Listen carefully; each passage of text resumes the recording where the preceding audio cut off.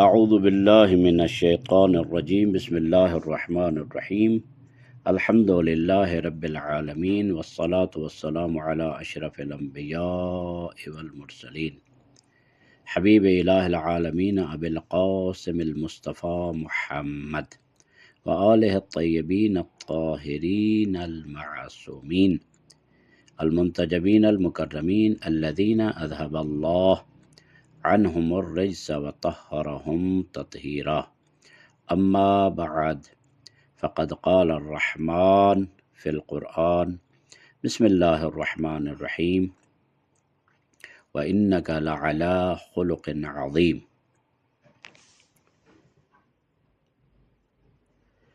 خداوند متعال آپ سب کی توفیقات میں اضافہ فرمائے۔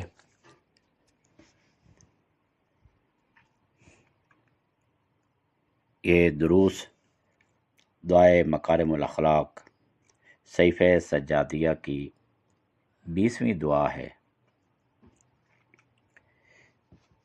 اس عنوان سے ماہ مبارک رمضان میں آپ کی خدمت میں حاضر ہیں۔ کوشش یہ ہوگی کہ خود اپنی بھی اصلاح ہو جائے اور سننے والوں کی بھی ضرورت پوری ہو جائے۔ اس دعا میں 30 پیرائے ہیں اور ہر پیرایا اور فراز میں اجتماعی اور انفرادی اخلاقی فضائل کو بیان کیا گیا ہے۔ جیسا کہ آپ سب کو معلوم ہے کہ اخلاق دین کا بہت اہم حصہ ہے، اور اگر اخلاقیات انسان کے درست نہیں ہیں تو نہ انسان کو اپنی عبادت کا کچھ فائدہ ہوتا ہے اور نہ ہی کچھ معاملات کا فائدہ ہوتا ہے۔ میٹھی زبان اور اچھا اخلاق قرآن مجید میں بھی اس کی تاکید کی گئی ہے، اور فرامین معصومین میں بھی اس کی بہت تاکید کی گئی ہے۔ قرآن مجید میں ارشاد رب العزت ہے وَقُولُوا لِلنَّاسِ حُسْنًا، اور لوگوں کے ساتھ اچھے طریقے سے کلام کیا کرو۔ خداوند متعال ارشاد فرما رہا ہے اے مصطفیٰ، اے میرے حبیب، اِنَّکَ لَعَلیٰ خُلُقٍ عظیم، بے شک آپ حتماً یقیناً خلق عظیم کی منزل پر فائز ہیں۔ خلق اور اخلاق اس کی اسلام میں بہت زیادہ تاکید کی گئی ہے۔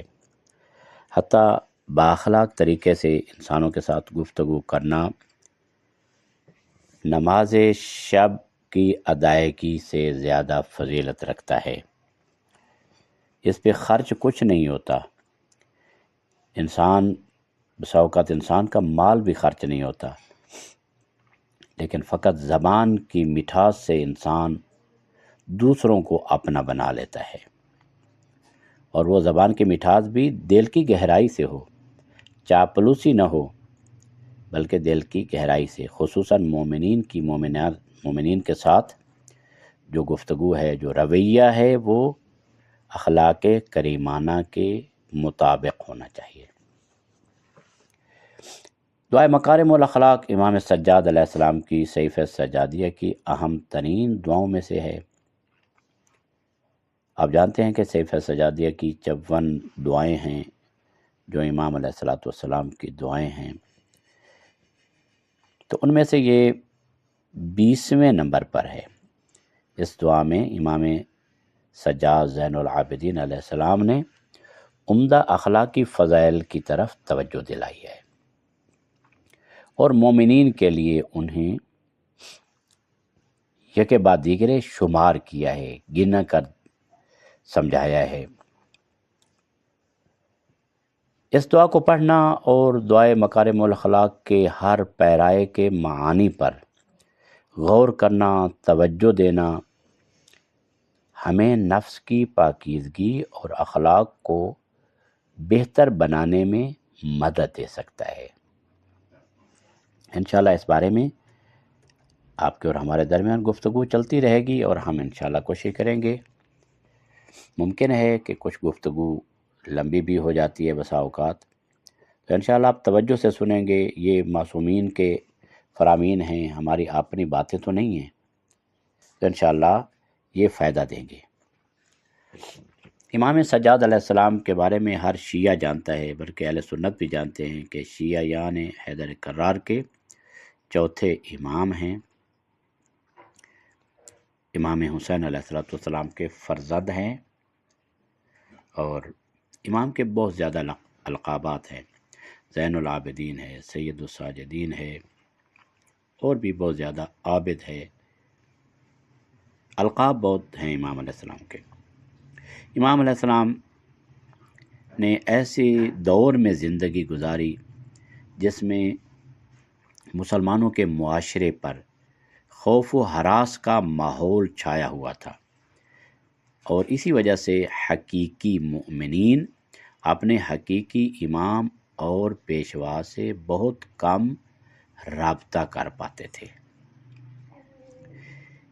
اسی لیے آپ نے حقیقی مومنین کی تربیت کے لیے دعاؤں کی تدوین کی طرف توجہ فرمائی، اور اس سلسلے میں بھرپور کوششیں کی۔ ظاہر ہے کہ امام علیہ السلام کے پاس اقتدار تو نہ تھا۔ واقعہ کربلا، خصوصاً واقعہ کربلا کے بعد مولا کی جو زندگی گزری وہ مشکلات میں گزری، یعنی بنو امیہ کا دور تھا اور ظلم سے بھرا ہوا دور تھا۔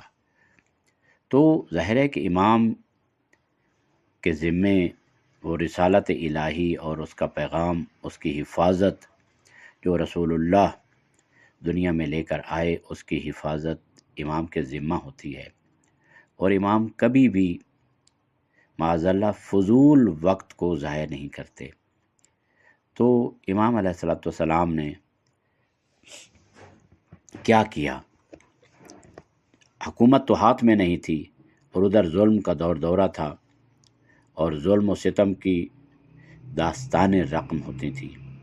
تو امام علیہ السلام نے یہ دعاؤں کا مجموعہ ہمیں تحفے میں دیا۔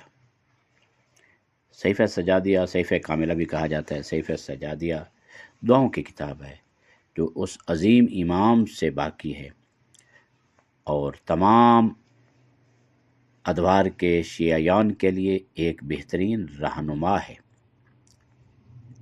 اس کتاب میں بہت سی دعائیں موجود ہیں، جن میں سے ہر ایک دعا حقیقی مومنین کی پرورش کے لیے اہم میدانوں میں سے کسی ایک کی طرف توجہ دلاتی ہے۔ تو آپ کی خدمت میں عرض ہے کہ یہ 20ویں دعا جو ہے یہ مسلمین کو اور خصوصاً مومنین کو مختلف اخلاقی اور تربیتی مسائل کی نشاندہی کرتی ہے۔ دعائے مکارم الاخلاق کی اہمیت کی وجہ کیا ہے؟ دعائے مکارم الاخلاق کے ہر پیرائے کا آغاز محمد و آل محمد پر درود بھیجنے سے ہوتا ہے۔ آپ کو علم ہے کہ درود ایک ایسی عبادت ہے کہ جس میں خداوند متعال خود کہتا ہے کہ میں بھی شریک ہوں۔ البتہ اس کے اور معنی ہے کہ خدا کس طرح شریک ہے، اور مومنین، انسان اور فرشتگان کس طرح شریک ہوتے ہیں۔ البتہ تھوڑا سا واضح کرتا جاؤں کہ خدا جب محمد و آل محمد پر صلوات بھیجتا ہے اور درود بھیجتا ہے تو اس کے درود بھیجنے کا معنی کچھ اور ہے، اور انسان کے درود بھیجنے کا معنی کچھ اور ہے۔ انسان اللہ سے طلب کرتا ہے محمد و آل محمد پر رحمت، لیکن اللہ طلب نہیں کرتا، اللہ خود اپنے فیض و برکات کو محمد و آل محمد پر نازل کرتا ہے۔ تو یہ بہت بڑی عبادت ہے، یعنی درود پڑھنا، اور خصوصاً جمعہ کے دن مستحب ہے کہ انسان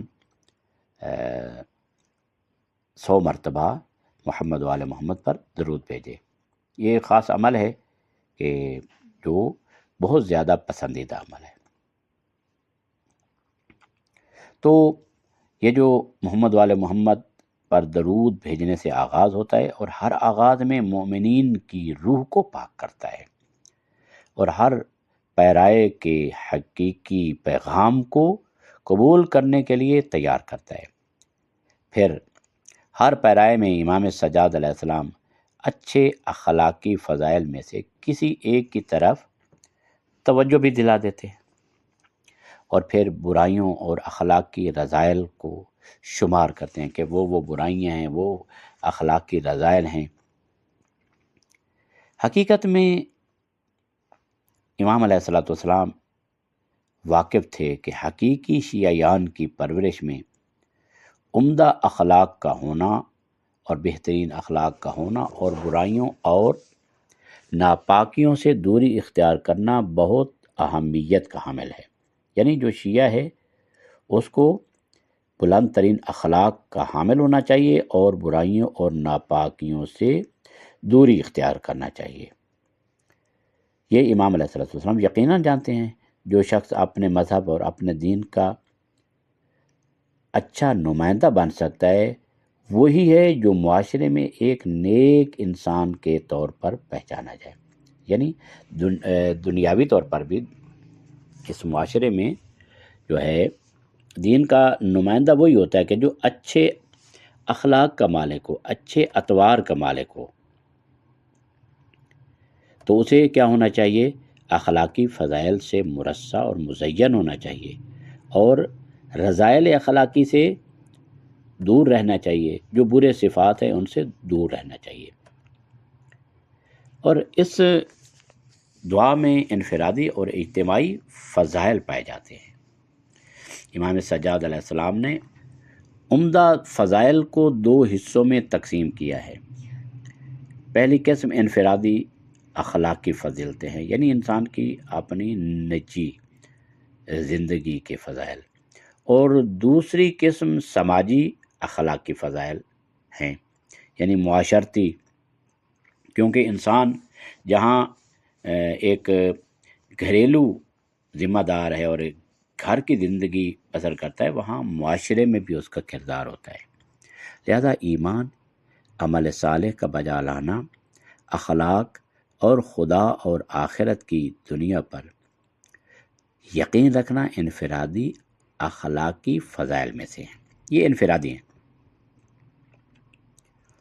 اور جو شخص ان اخلاقی فضائل تک پہنچ جاتا ہے وہ ایک ایسے دائرے میں داخل ہو جاتا ہے جہاں سے آسانی سے دوسرے انفرادی اخلاقی فضائل اور سماجی یعنی معاشرتی اخلاقی فضائل تک رسائی حاصل کر سکتا ہے۔ سماجی فضائل میں یعنی کیا ہیں؟ سماجی فضائل کیا ہیں؟ وہ رویے اور کردار ہیں جن کی پابندی ایک فرد کو معاشرے کے ساتھ تعلقات میں کرنی چاہیے۔ وہ معاشرتی ہیں، یعنی انسان گھر میں کچھ اور ہوتا ہے، اپنی انفرادی زندگی میں کچھ اور ہوتا ہے، لیکن جب گھر سے باہر نکلتا ہے معاشرے میں، تو معاشرے کے جو اخلاقیات ہیں، معاشرے کے جو تقاضے ہیں کہ اس کو معاشرے کے ساتھ کیسا ہونا چاہیے، وہ سماجی فضائل اور کردار کہلاتے ہیں۔ سماجی دائرے میں فرد کو معاشرے کے ساتھ زیادہ سے زیادہ ہم آہنگی کے ساتھ کوشش کرنی چاہیے، ان کے ساتھ مل کر چلنا چاہیے، ظلم و ستم کے سامنے سرنگوں نہیں ہونا چاہیے، اور ہمیشہ حق و حقیقت کے حصول کی کوشش کرنی چاہیے۔ ایسے معاشرے کے ساتھ انس و محبت پیدا کرنے کی کوشش کرے اور خود کو مسلسل معاشرے کا حصہ سمجھے۔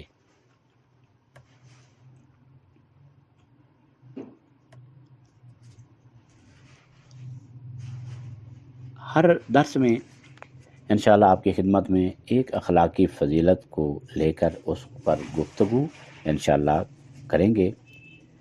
شاید اس دعا میں مانگی گئی زیادہ تر چیزیں اصطلاحی اخلاقی فضائل میں سے نہیں ہیں، اصطلاحی طور پر جن کو اخلاقی فضائل کہا جاتا ہے، اور ان میں سے بہت سی چیزیں بعید مقدمات میں سے ہیں، وہ اخلاقی فضائل میں سے شمار نہیں ہوتے جو کہ اصطلاحی طور پر شمار ہوتے ہیں، لیکن دور دراز سے وہ مقدمات اخلاق میں سے شمار ہوتے ہیں جو انسان کی مدد کرتی ہیں کہ وہ اخلاقی فضائل کا حامل بن سکے، یا یہ وہ رکاوٹیں ہیں جنہیں خدا سے دور کرنے کی درخواست کی گئی ہے۔ صلوات سے دعا کا تعلق کیا ہوتا ہے؟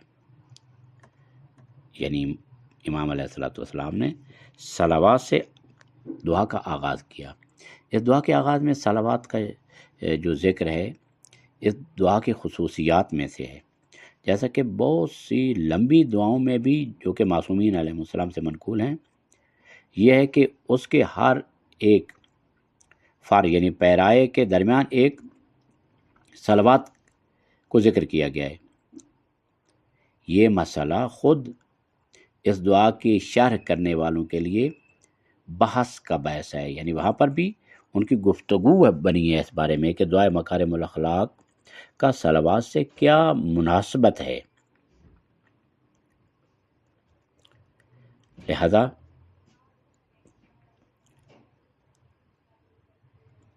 صلوات کی حقیقت، اس کے فائدے، قدر و قیمت اور فضیلت پر یہ بحث ہو چکی ہے علماء کے درمیان کہ اس کی حقیقت کیا ہے، اس کی فائدے کیا ہے، اس کی قدر و قیمت کیا ہے۔ اجمالی طور پر خود اہل بیت علیہ السلام کی تعلیمات میں آیا ہے کہ اگر تم چاہتے ہو کہ تمہاری دعا قبول ہو تو اپنی دعا کو پیغمبر اکرم صلی اللہ علیہ وآلہ وسلم پر صلوات بھیج کر شروع کرو۔ اور بعض روایات میں آیا ہے کہ اگر کوئی شخص پہلے صلوات بھیجے اور پھر خدا سے کوئی چیز مانگے، جو اپنی دعا ہے وہ خدا سے طلب کرے، اپنی حاجت خدا سے طلب کرے، جو بھی چاہتا ہے ہر اچھی چیز خدا سے مانگنا چاہتا ہے تو مانگے، تو خداوند متعال فرماتا ہے تیری پہلی دعا صلوات تو یقیناً قبول ہے، اور چونکہ تو نے پہلے یہ دعا جو یقینی طور پر قبول ہوتی ہے کی ہے، اس لیے میں صلوات کے بعد والی تیری دعا کو بھی قبول کروں گا۔ یعنی گویا کہ خدا فرماتا ہے مجھے شرم آتی ہے کہ میں تیری پہلی دعا تو قبول کروں اور اس کے بعد والی دعا قبول نہ کروں۔ یہ ان فوائد میں سے ہے کہ صلوات یعنی یہ جو دعا ہے صلوات سے شروع کی جائے، اور ظاہر ہے کہ دعا کا ہر وہ پیرایا یا ہر وہ فقرہ جو ہے جو صلوات سے شروع ہو اسی حکم میں آئے گا۔ مرحوم ایت اللہ العظمہ بہجت رضوان اللہ تعالی علیہ نے بھی فرمایا تھا کہ ہم نے جتنا بھی کوشش کی صلوات سے افضل کوئی ذکر نہیں پایا۔ بعض نے نقل کیا ہے کہ آپ نے اس جملے کے بعد یہ بھی فرمایا کہ تم بھی کوشش کرو کیونکہ تمہیں صلوات سے افضل کوئی ذکر نہیں ملے گا۔ اس کا مطلب یہ ہے کہ نہ صرف یہ کہ میں نے صلوات سے کوئی افضل ذکر نہیں پایا، بلکہ میں جانتا ہوں کہ صلوات سے افضل کوئی ذکر ہے ہی نہیں، اور تم تلاش نہ کرو کیونکہ تمہیں نہیں ملے گا۔ چونکہ ہم صلوات کو ہر روز تلاوت کرتے ہیں تو شاید اس وجہ سے صلوات کی فضیلت ہماری نظروں میں شاید کم ہے، لیکن ہم نے خود ایت اللہ العظمہ بہجت ہمارے استاد تھے، ہم نے ان سے ان کی زیارت بھی کی ہے، ان کے ساتھ بھی بیٹھے ہیں اور ان کو دیکھا بھی ہے قریب سے۔ کبھی بھی ان کی زبان کو ذکر الہی سے ہم نے خالی نہیں دیکھا تھا۔ جو ہی جب بھی دیکھتے تسبیح ہوتی یا صلوات اور درود، وہ ہمیشہ پڑھتے رہتے تھے، دائم الذکر تھے، اور صلوات سے زیادہ بہتر اور اعلیٰ کوئی ذکر نہیں پایا جاتا۔ اس وجہ سے اس صلوات کو ہم اپنی زندگی میں شامل کریں۔ ایمان کا مکارم الاخلاق سے تعلق کیا ہے؟ ایک ہوتا ہے ایمان اور ایک ہوتا ہے اخلاق، اس کا کیا تعلق ہے؟ یعنی امام علیہ السلام پر جو فرماتے ہیں بلغ بے ایمانی اکمل الایمان واجعل یقینی افضل الیقین وانتہ بنیتی الی احسن النیات وبعملی الی احسن الاعمال۔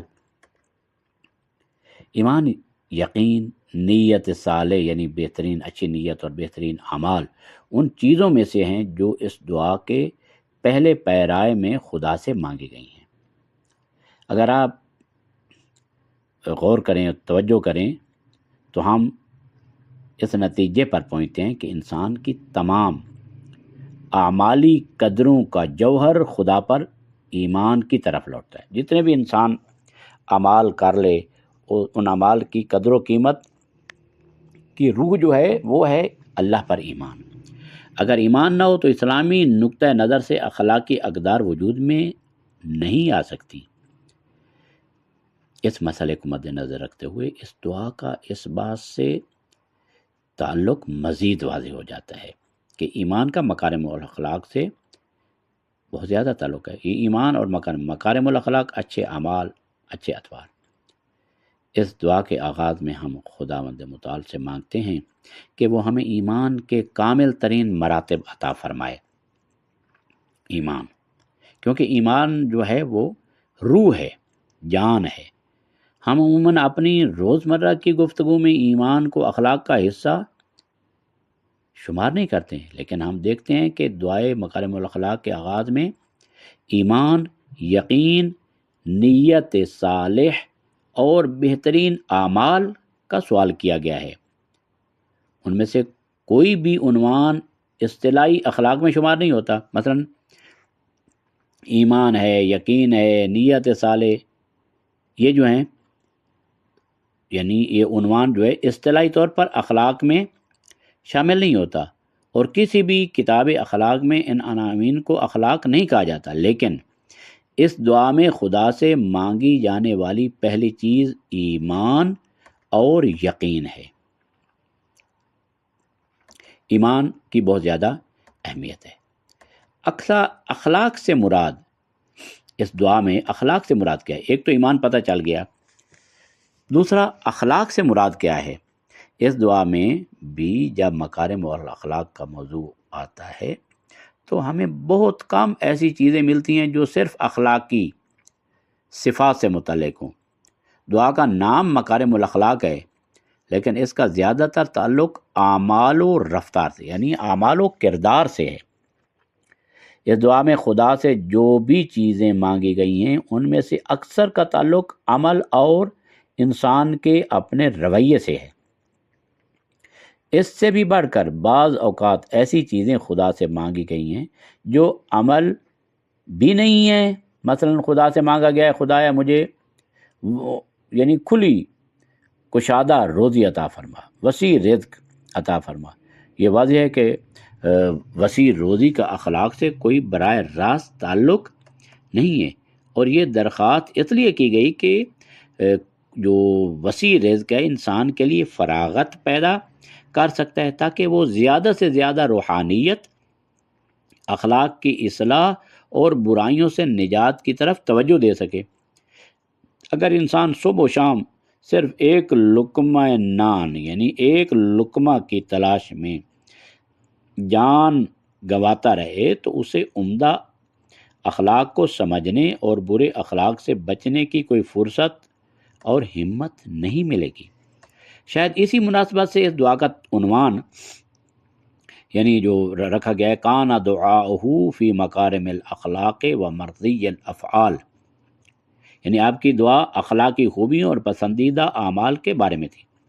اس کا عنوان بھی یہی رکھا گیا ہے، یعنی یہ دعا مکارم الاخلاق کے بارے میں ہے، لیکن اس کے اسباب، شرائط، مقدمات اور رکاوٹوں پر اس میں روشنی ڈالی گئی ہے، بیان کیا گیا ہے۔ اس لیے اس دعا کی ہر ایک بات خود مکارم اخلاق نہیں ہے، اور جب ہم دعائے مکارم اخلاق پر گفتگو کرتے ہیں تو ہمیں توقع یہ بھی نہیں رکھنی چاہیے کہ یہ تمام جو ہے مکارم اخلاق ہے، نہیں، بعض جو ہیں مقدمات ہیں، بعض مقدمات ہیں مکارم الاخلاق کے، مکارم اخلاق میں نہیں آتے لیکن وہ مقدمات ہیں۔ اب جب تک وہ مقدمات نہیں ہوں گے اس وقت ہم ان اخلاق کی بلندیوں تک نہیں پہنچ پائیں گے۔ لہذا ہمیں یہ دیکھنا ہوگا کہ ہم اس دعا کو یعنی غور سے پڑھیں، توجہ سے پڑھیں، ہر ایک نقطے کی طرف توجہ کریں۔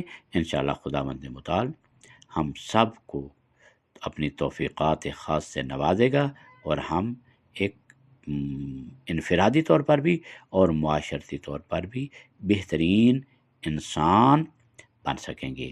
وصلی اللہ علی محمد و آلہ الطیبین الطاہرین المعصومین۔